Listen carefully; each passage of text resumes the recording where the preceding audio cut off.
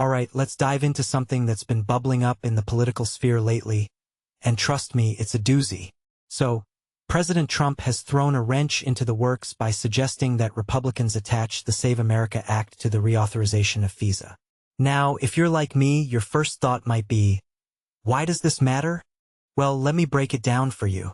First off, FISA, the Foreign Intelligence Surveillance Act, is already a contentious issue. It's about warrantless wiretapping of non-U.S. citizens overseas, and reauthorizing it is always a messy fight.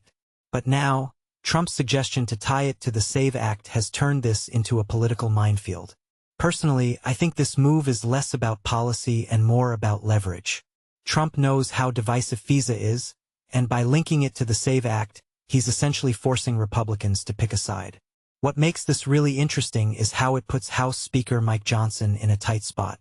Johnson's got a slim majority, and conservatives like Paulina Luna are already threatening to tank FISA if they don't get their way on SAVE. From my perspective, this is classic Trump, creating chaos to see who blinks first.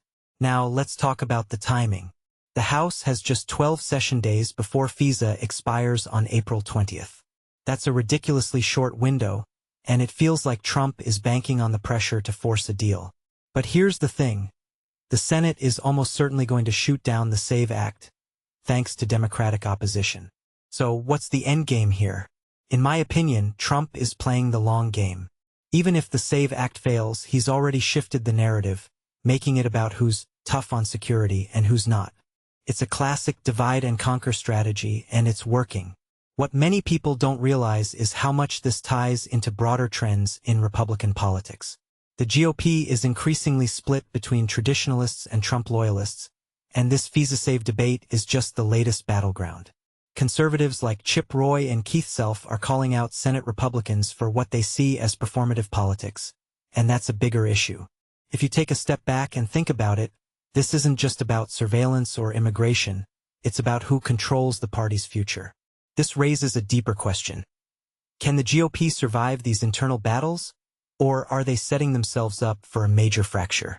A detail I find fascinating is how much leverage a handful of conservatives can wield. Luna, for example, didn't vote to reauthorize FISA in 2024, but she's now at the center of this fight. What this really suggests is that in a divided Congress, even a small group can hold the entire process hostage. That's a scary thought, especially when you consider how much is at stake with FISA.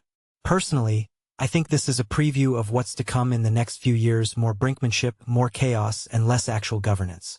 So, where does this leave us? If the Senate fails to pass the SAVE Act, expect Luna and her allies to double down, pushing harder to tie it to FISA. Johnson's going to have to walk a tightrope, trying to keep his caucus united while also getting something done. What makes this really interesting is how it reflects the broader dysfunction in Washington. It's not just about policy anymore, it's about power, loyalty, and survival. In my opinion, this is just the beginning of what's going to be a wild few months in politics. As we wrap up, I want to leave you with this thought. What does it say about our political system when a single suggestion can throw everything into disarray? Is this the kind of governance we want, or is it time for a reset? Let me know what you think in the comments below.